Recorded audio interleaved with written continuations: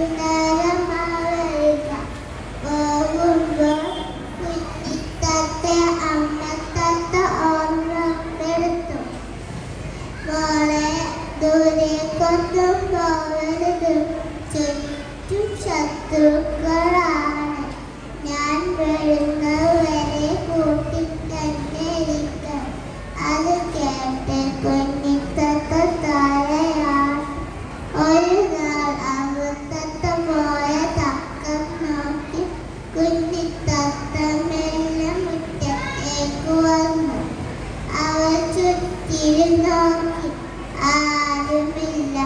അമ്മ തിരിച്ചു വരുന്നതിന് മുമ്പ് കൂട്ടിലെത്താമല്ലോ എന്നൊക്കെ വിചാരിച്ച് അവൾ മുറ്റത്തിലൂടെ അങ്ങോട്ടും ഇങ്ങോട്ടും ഗമ്മിയോടെ നടക്കാൻ തുടങ്ങി. ഇതെല്ലാം പാണ്ടൻ പൂച്ച കാണുന്നുണ്ടായിരുന്നു. കുറെ നാളായി അവൻ കുഞ്ഞിത്തത്തെ മരക്കൊമ്പത്ത് കാണുന്നു. ഇപ്പൊ ഇതാ ആ അവസരമുണ്ട്. ഇനി ഓരോ നിമിഷം വൈകിട്ടുകൂടാ, പാണ്ടൻ വിചാരിച്ചു. പാവം കുഞ്ഞിത്തത്തയുണ്ടായതൊക്കെ അറിയാം. അവന് മുറ്റത്തെ അരിമണികൾ പെറുക്കി തിന്ന് അങ്ങനെ ചാടിച്ചാടി നടക്കുകയാ.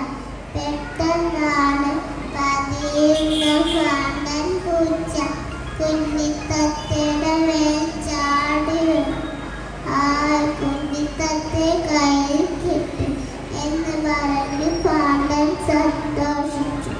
അപ്പോൾ ദൂരെ നിന്നും പറന്നു വന്ന അമ്മത്തത്ത പാണ്ടന്റെ തലയ്ക്ക് ആരടി കുത്തി. പേടിച്ചു പോയ പാണ്ടൻ കുഞ്ഞിത്തത്തെ വിട്ട് എവിടേക്ക് ഓടി മറിഞ്ഞു. പാണ്ടൻ പൂച്ച